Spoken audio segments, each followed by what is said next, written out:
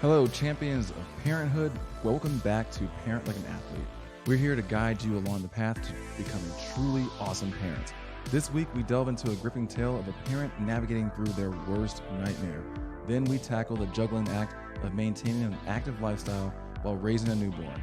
And to wrap it up, we discuss the delicate balance of involving grandparents in our children's lives. So strap in, folks. It's going to be an enlightening ride. Hey, y'all. I'm Otis, and this is... I'm Gemma. And we are two parents who are on a mission to help other parents parent like an athlete. So we're going to jump right into the first story. And this one is really interesting and, as the intro stated, pretty scary, pretty frightening. So here goes. Someone tried to take my kid. I know how it sounds. I've reassured a friend that statistically kids are taken by family members, etc. But here I am with an open police case on file from yesterday's trip to the grocery store. When he approached us, he was acting weird. Not I want to take your kid weird, more like the people I'm used to interacting with at the park that come from the adult care home. Weird, but harmless. I teach my kids that they can talk to other people as long as a grown-up they trust is there, so like every other time someone has asked one of my kids a question, I gave my 7-year-old a bit of independence while obviously watching the interaction. Then he grabbed my kid's hand, tried slowly pulling him away, and I heard him say quietly, "Say bye to mommy." I stepped toward them and told my 7-year-old to come back to the cart. The guy let go. We walked away. I talked to my kids. We were okay. Here's where I feel guilty. My brain justified it or downplayed it because it surely couldn't have been that bad. There's no way it happened like that.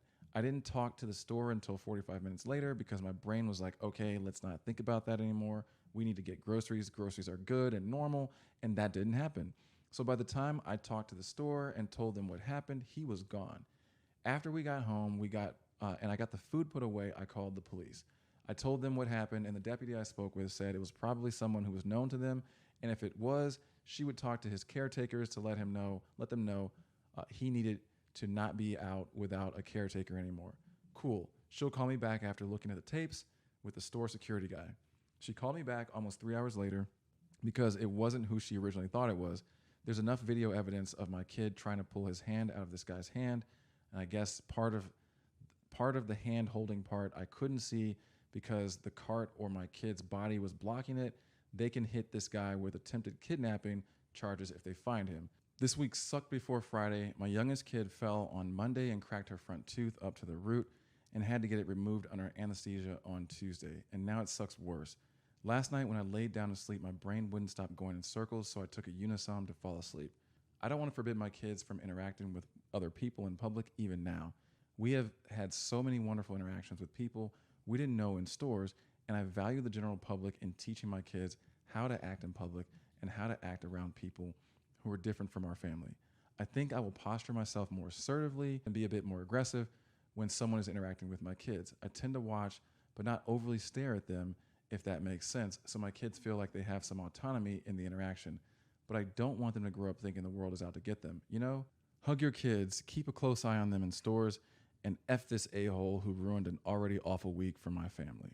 Hell yeah. Yeah. Okay, so you want to take this one? Yeah, let's... I mean, that's a lot to unpack. I mean, that sucks. That's crazy.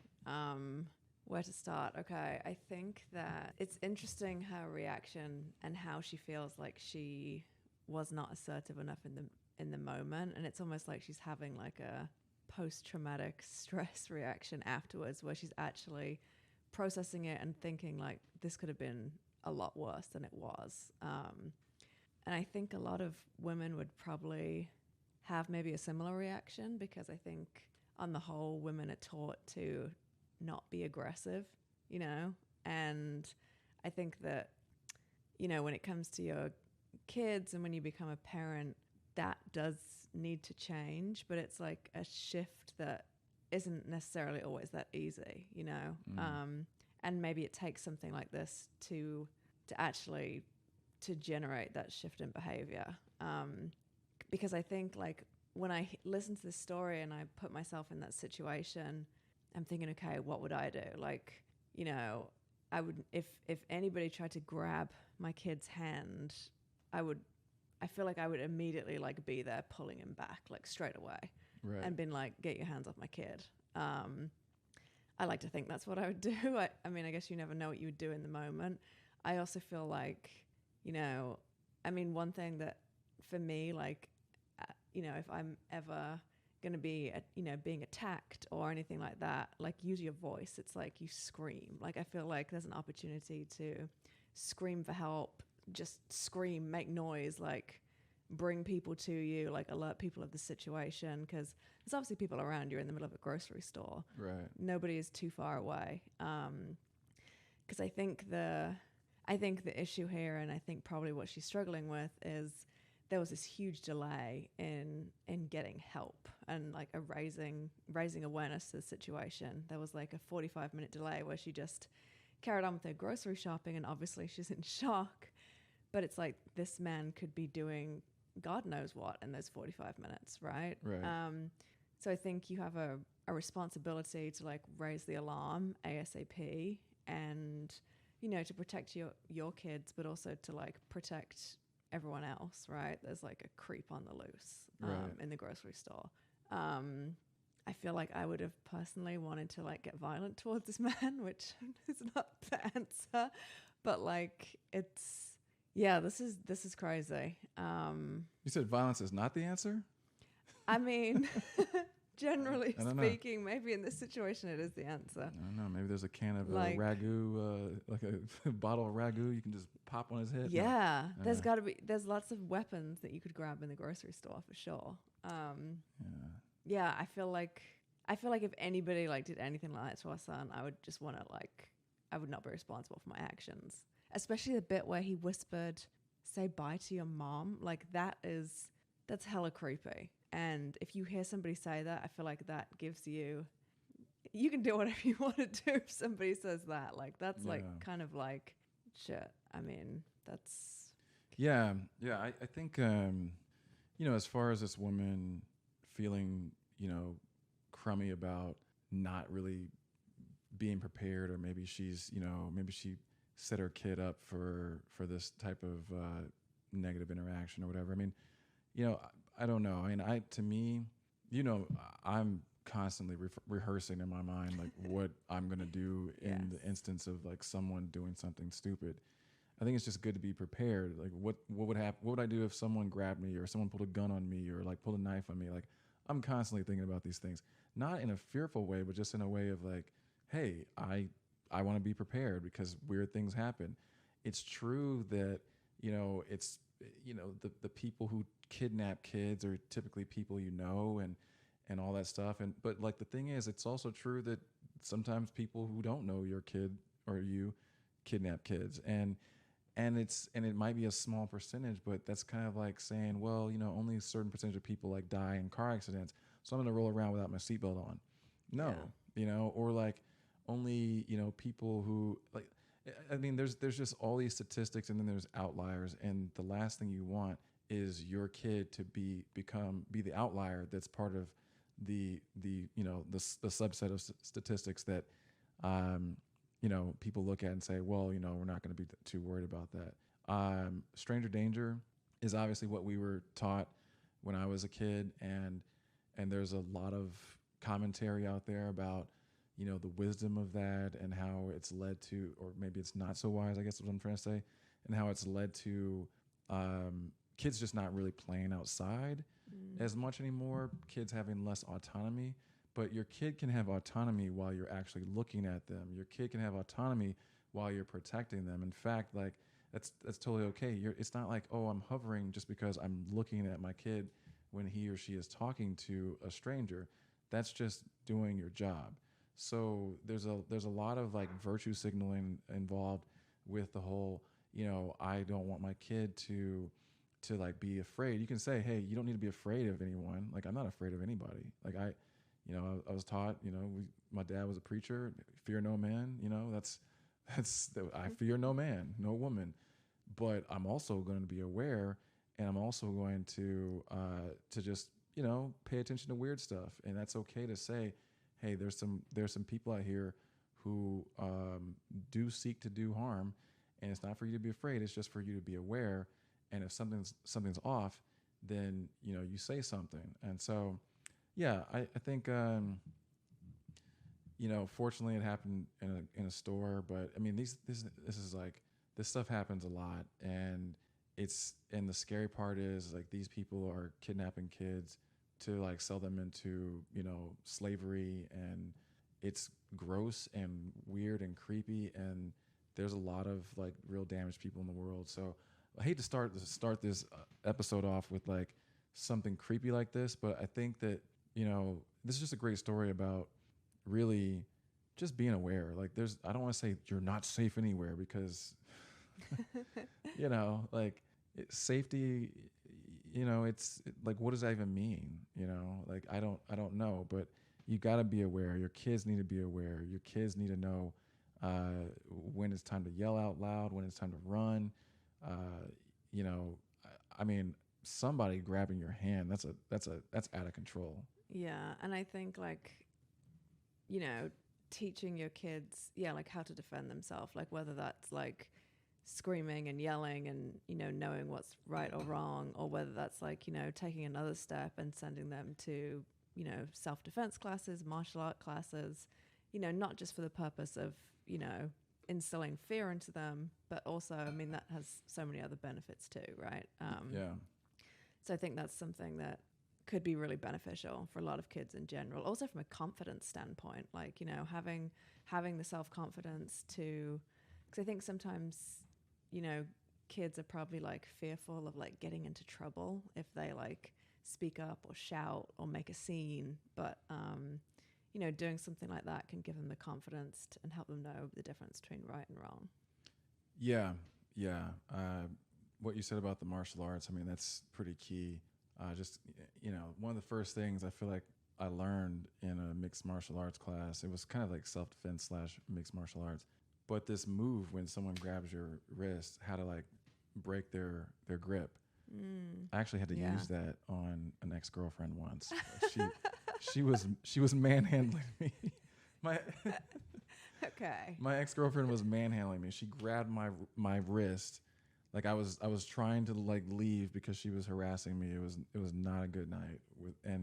And I was like, whoa, hey, she has my wrist. And I just kind of, I mean, and then like I left. But anyway. That's whole nother story. That is another story. That's I don't know. Another podcast. It's a different podcast. It has nothing to do with parenting, but get rid of them. Okay, let's get to another story. I think we've got something that's a little bit more fun. Okay. Yeah, let's have some fun. Yeah. All right. I'm gonna let you read this. Okay. Husband thinks he's going to work, run marathons, and go to school when our baby's here. Woo. Yeah. My husband is a huge optimist. It's great sometimes because I'm a huge pessimist, but this is grinding my gears. He thinks that with a newborn, he'll still have the energy to train for a marathon, go to the gym, make music, work, and go to school part-time. This guy sounds pretty cool. Sounds familiar. I told him he's going to be up every 2 hours, if not less, from the baby crying and whatnot, and I refuse to have to do it all by myself, which is why we're planning to feed formula exclusively. He compares it to when he was playing sports in high school and running on very little sleep, and then still had time and energy to do things. I just don't think you can compare the two. It's literally survival mode with a newborn. He also said he might get a job soon. He was still in college, we're young, and I told him if he does, he won't be able to get paternity leave or hardly any days off. He didn't seem too concerned. I told him it makes me feel like he's thinking I'm going to do everything alone, to which he said no, that he will help just as much and so will our family. I don't know. Anyone else's husband say this malarkey before you had a baby, then he got a shocker. I'm worried it's going to be way worse than he's anticipating, and he's going to have a really hard time. Definitely a pessimist. Yeah. Definitely a pessimist. Yeah, so Gemma alluded to the fact that this guy sounds like me, and I think that was in response to me saying this guy sounds cool. So that's great. She thinks that I'm cool. No, he's pretty cool. Yeah. Okay.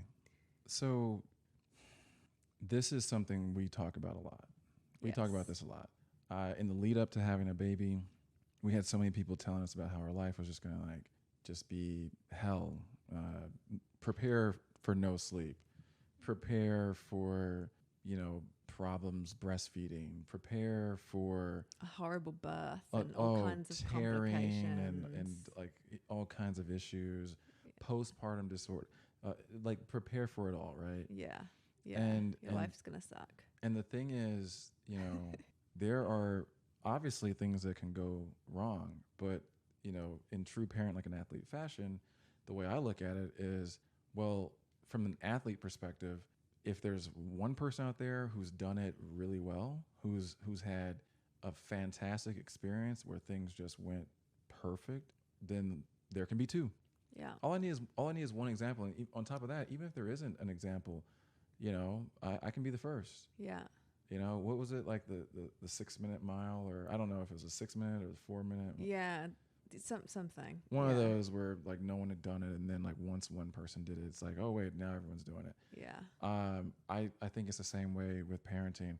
There's so many stories out there, narratives out there about how, you know, your baby's gonna like not sleep. Yeah, our baby started out sleeping 45 minutes at a time. It was horrible, but we just, you know, recalibrated, you know, found the right resources, spent way more time with prayer, a lot more time, you know, just changing our mindset going into the room when putting them down for bed, changing our expectations. And then things just took off and got really great and super easy. And when I say easy, like, I mean, sleeping through the night, you know, by 3.5 weeks. And then what did you have? You had people like, oh, well, get ready for the regression, sleep regression. Yeah, it won't last. Get ready. It won't last. Oh, we just got lucky. The It's next a baby will be a fluke. problem. Blah, blah, blah, blah, blah. So there's a lot of negative people out there. And I got to say, like, you know, that negativity doesn't serve you well in anything, in sports, in business, in friendships, relationships, you know, raising a child. It's never going to serve you well. I imagine that this dad will have to adjust some of his expectations because he's not psychic. He can't tell psychic is not the right term. He can't tell the future. I guess it That's is psychic. psychic. Yeah. Yeah. In my mind, I was thinking of like Professor X, like reading people's minds. Yeah, he can't tell the future. So he's not going to be exactly right, but like he's going to be more right than she is because he's determined to get what he wants, and he's speaking it out loud, and that says a lot about him. But Yeah, I think that she probably needs to do some work here. I think her POV is wanting to get him on the same page as her, but I think she really needs to take some steps to get closer to where he's at too. And I think that it's hard. It's hard if you're a naturally pessimistic person to completely overhaul the way you think overnight. But I think that there's small steps that you can do to get there. And I mean, I think like, you know, you alluded to faith earlier, and it's like, I mean, for us, I mean, shout out to Joel Osteen and his podcast, because one of the big themes that he talks about all the time is, you know, you create the life that you want, and, you know, your thoughts determine where you go in life. And I think that for me personally, the more you listen to that kind of stuff and the more you get it in your head and just hear it over and over and over again, it sticks. And, you know, you do like slowly start to turn the wheel of how you think and start to look at things differently and approach things differently. And I think that could really help this woman in this situation, because going into having a baby with such a negative outlook about how it's going to be, like you're going to create that, and it's going to suck.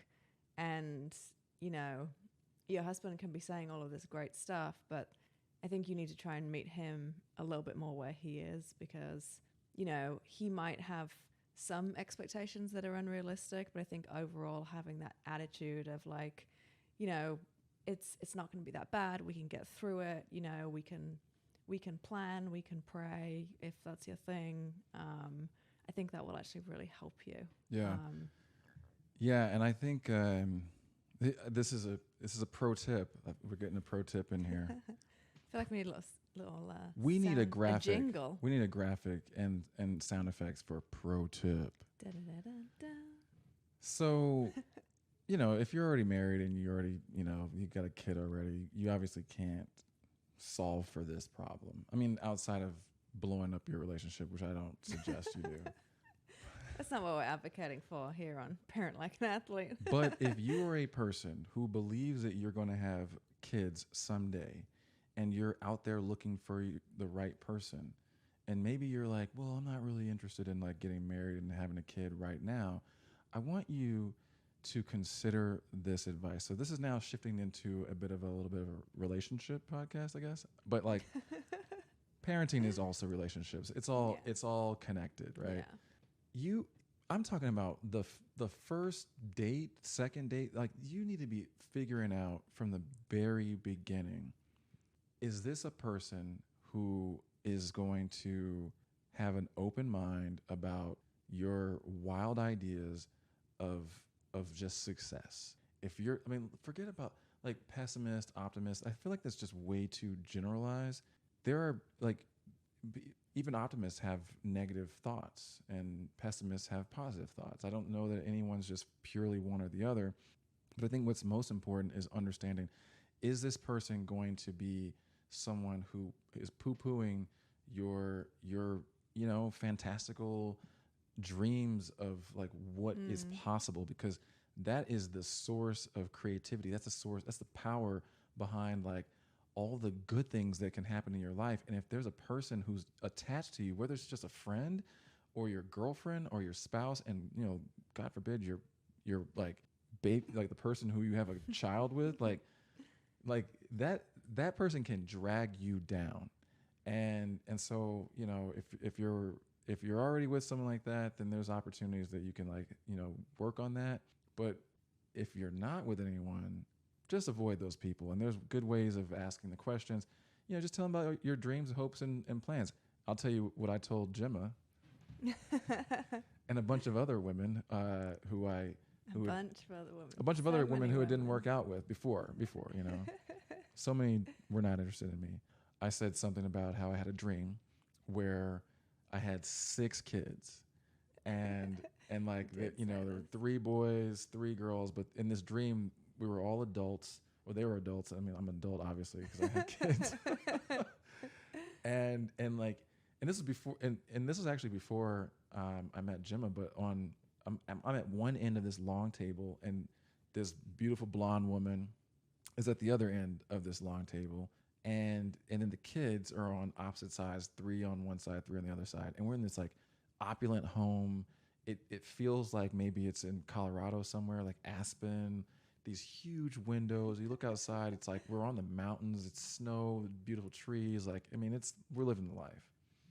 And I told that story about how I just, that dream. I left out the blonde woman part, like when I was talking to people I was dating. Oh, you did?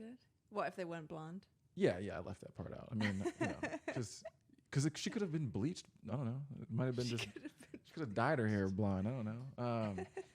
We don't know everything was going on in the dreams. But it's like, oh, hey, I could see myself having 6 kids. And it's like, well, how? Well, I mean, your age and like, how am I going to have 6 kids? I'm like, well, look, I mean, they've got surrogates. And then, you hear people say, oh, this is just such an abusive thing. That's so wrong. I'm like, oh, like women signing up to get paid like $100,000 to carry someone else's child is wrong. Like, I guess, I mean, if you're abusing this person, and I don't intend to do that. I'm not saying we have to do that. I'm just. Do they get paid $100,000? Some do. Yeah, some get paid that much. Yeah. Dang. I mean, if I were carrying one, I want like 300. Yeah. I mean, yeah. Yeah, give me $500,000 for it to carry a child. She's over here doing it for free. I know, right? Sucker. No, it's a noble thing. But anyway, yeah. So but you hear the negativity, and it's like, okay, obviously I might change my mind, and it's just a dream. I don't really want 6 kids. I mean, maybe I do, but like for you to just shut it down and not be open to it, it's like, okay, well, there's one, and then you think about something else, and you talk about something else, and after a while, you realize, man, this person is really, low key negative. Like they present as positive and exciting and interesting, but really deep down inside, like they don't believe that they can have anything that's amazing and awesome in life. And that stuff gets hidden, y'all. So pro tip over. Maybe people can borrow your dream scenario. Yeah, use my dream. No, if you want to freak someone out, like about something you don't believe in, like good way to run someone off who, for a reason that doesn't matter to you. But it would be funny. Could be a way to get rid of someone you don't want to be with. Yeah. I want 6 Well, if anyone kids. does it, then comment and let us know. Yeah. Because that would be really cool. Yes, give us comments. We want your comments. We love comments. We want your comments. We want your likes. We want your subscribes. We'd love that. We'd love anything that shows that you love us, but also if you don't like us, I mean, hey. Yeah, we'll take that too. We get the dislikes. Because you're watching. Yeah, you watched and you didn't like it.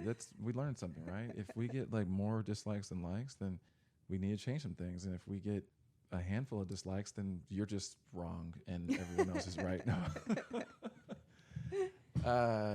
Yeah. So anyway, we've got one more Okay. awesome story. Let's do it. In-laws constantly asking to take 1-year-old overnight.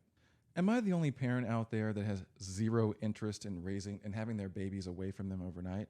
Is it just me? Am I nuts here? Every flipping phone call we have with my in-laws, they will work in it to ask or suggest our toddlers stay alone overnight with them. They live in another state and have met her in person twice, literally. But they are dead serious. When they have come to visit, they'll mention they'd like to take her back to their hotel for a night or two. What? Yeah. I'm sorry. What? To do what? What exactly is it you want to do without us there? That's okay. That sounds a little weird. I get what she's going, but Yeah, it sounds like is there something else that she's not saying? I don't know. yeah.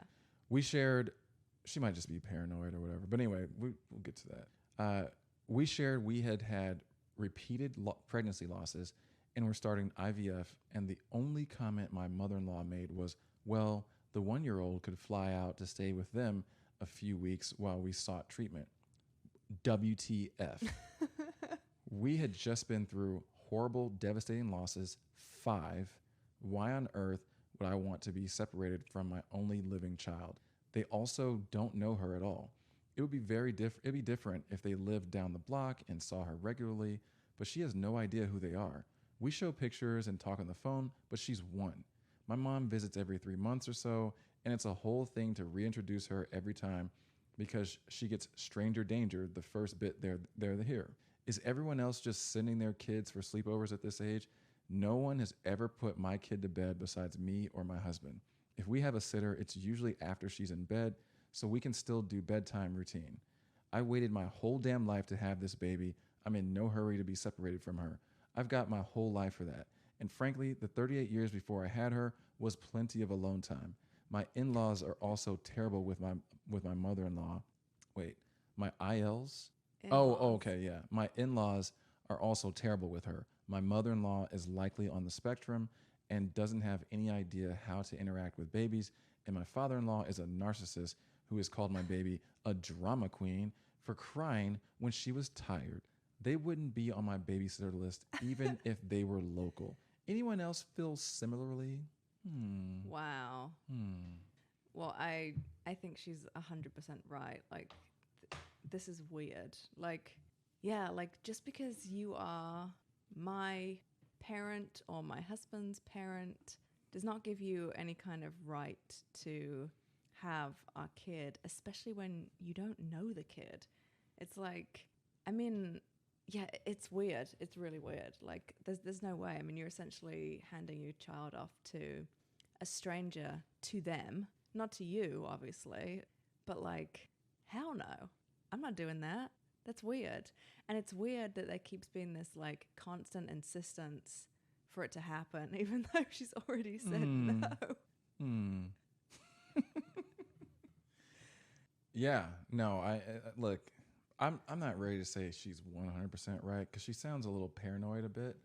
And also she seems to be exaggerating. She said that they have only met her in person twice, except for the kid is 1, which to me means she's actually older than 1 because, she didn't use the months calculation, right? So I bet she's like, I don't know, 14 months.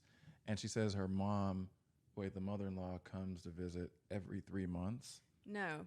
Oh wait, Her mom her comes mom. to visit every Oh, 3 months. okay. Yeah. You know, that's what happens when you're reading and not actually like paying attention or comprehending. So her mom. Okay, so yeah, I think that at least for us, and you know, we get a lot of looks from people. A lot of people are like, they'll say things like, well, you know, fortunately for us, like our parents like live in town or they live nearby. How do you cope without your parents here? And it's like, dude, like, here's the thing. Here's how I cope. Like, when I plan on having a kid, I plan on actually like taking care of the kid myself. Like, there was like a whole plan, and it was like we're just gonna like take care of our kids ourselves because we want our kids. Like that those first 5 years, I don't want like what is it? 90% of your child's brain development happens in the first That's 5 years. Why on earth would I want to send him or her to spend time with someone else who is not aligned with the way we are? It's enough work for parents to get on the same page and have a plan and execute that plan, and then you got to get other people on board. I mean, it's like, okay, we got grandma, we got grandpa on one side and the other side, and then we've got the preschool teacher, and then we got the kids at the preschool, and then we got this, we got the babysitter and all this stuff. And it's like, oh no, it's not just one babysitter, it's multiple babysitters, because there's an app for that where you can just like find a babysitter like on demand, like Tinder. Like calling, and I was going to say like ordering Uber food. yeah, and somehow that's supposed to just work out just perfectly. And it's like, maybe, but you know what? For years and years and years, like, this has worked out just fine without having all these people involved, and without having, you know, all these layers of like bodies between like you and like and time with your kid. I mean, the kids, they sleep, you know, more than half the day, right? Like, it's like, you think of, like, you know, when someone says, oh yeah, my kid sleeps like 12 hours or 12 hours at night, and then like the kid has a nap, like you're sleeping more than half the day. So it's like, I don't know. I mean, at some point you're not going to see that kid. The kid's going to be in school, and then the kid's going to be gone. And there's like lots of charts out there that shows like how much time you have with your kids as the years go by. I mean, it drops precipitously. So I don't know. Why Yeah. plan on offloading them to someone else just because you, like, I don't know, want to do stuff? Like, Yeah. Yeah. And I think there's still ways to do stuff, right? I mean, and she said herself, like, you know, if they get a sitter, they make sure that her and her husband put the kid down, which is exactly what we do. Yep. Like, you know, no one else has ever put our son to bed apart from us. Like, and I think, you know, if he's in bed and he's asleep at, you know, 8 o'clock, and you want to go out on a Saturday night, then I think that's great. And take that opportunity. But yeah, there's no reason to.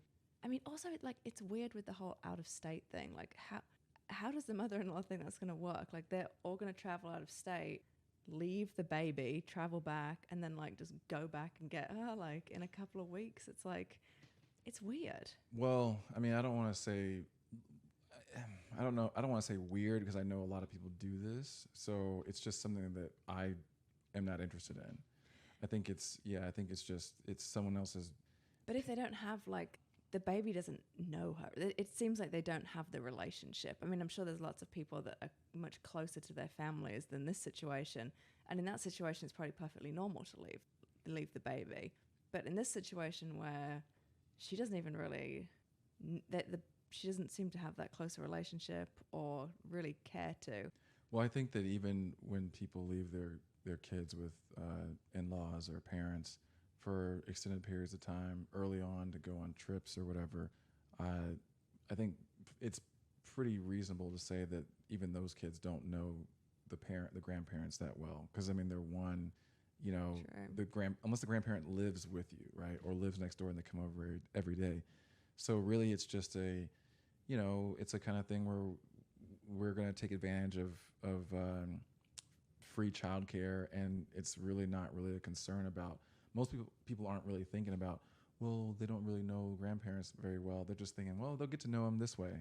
And, you know, I can just tell you right now, I would be very upset, even as, I don't know, like a 10-year-old, if my parents left me in Louisiana with my grandmother. Like, I'm sorry, I don't care if I know her well, or like, it's just, it's because it's like I still don't know you like that. You know, like I grew up in Texas. She's in Louisiana. I know her, but I don't. Like, what are we going to talk about? Like, it's, and I know it's different for other people. Like you had a Yeah. different situation. Yeah, like I used to love having sleepovers at my nan's house. It was like a treat Yeah. to do that. But I mean, she lived in my hometown. We saw her all the time, and it was when I was an older kid. You know, it wasn't Yeah. like when I was a baby. Because like, what are you going to remember from that anyway? Right. Right. There's no value. There's no value. I think, okay, so this is like the thing that I think is pretty big for me. When the value add is more for you than the kid, I don't know. Like it kind of makes me a little uneasy about it. If it's like, oh, well, this will be great for me, and you know, well, the kid is just, he's a kid, so he doesn't really have much of a say. That just, I don't know. I think if we spend more time thinking about, well, what's in the best interest of the child, you know, we should be thinking about that, not just in the context of, you know, people getting divorced and figuring out in the courts. We should be thinking about that in the context of just, you know, everyday life. Like, is it in the kid's best interest for me to sleep in, or for me to, you know, half-ass it with the bedtime routine, or whatever it is, just because I've got to get work done. Like, you are still important, but kind of like baseball, right? Like where the tie goes to the runner, like tie goes to the kid, and like we should be looking for like putting the kid at an advantage, because they're the one that's developing, they're the one that's growing, they're the one who's new to this world. You've been here before. Like you should be able to self-regulate enough to like manage things not going exactly the way you want them to. Like, I don't know. Yeah, and I liked what you said about, you know, I've been, when you want a baby for as long as she obviously has, and she's had the miscarriages and stuff, and she's like, I've been living this life for 38 years. It's like, yeah, that sounds like somebody that's really ready to have a kid and committed to have a kid, and that's where you should be when you have a kid. It's like, yeah, like I don't come first anymore. The kid comes first. Yeah. And this is just how it's going to be, like, for a while. Yeah, and you know, well, yeah, take care of yourself, of course, but Yeah. yeah, But, you know, in terms of like practical things, you know. right. Well, yeah. I mean, practical things, take care of yourself, but like the luxuries, the niceties, the extras. You know, hey, do yoga, but do you need to go to the yoga class? Can you do it at home? Or maybe there's like just one yoga class a week instead of like 3 times a week. There's all kinds of compromises, and I think a lot of times, you know, you see people have kids and they're like, I'm gonna do my best to like keep my life exactly the same, and it's like, you know, we mentioned the guy before who had like pie in the sky ideas. He was just expecting to have an awesome experience where he was still able to pursue his dreams and goals. That's totally real. But like when we're saying, well, I just want to like dump my kid off, or with grandparents happy to throw out the option, well, that's where we're saying, hey, it doesn't matter if you're the best set of grandparents on earth. This is my job.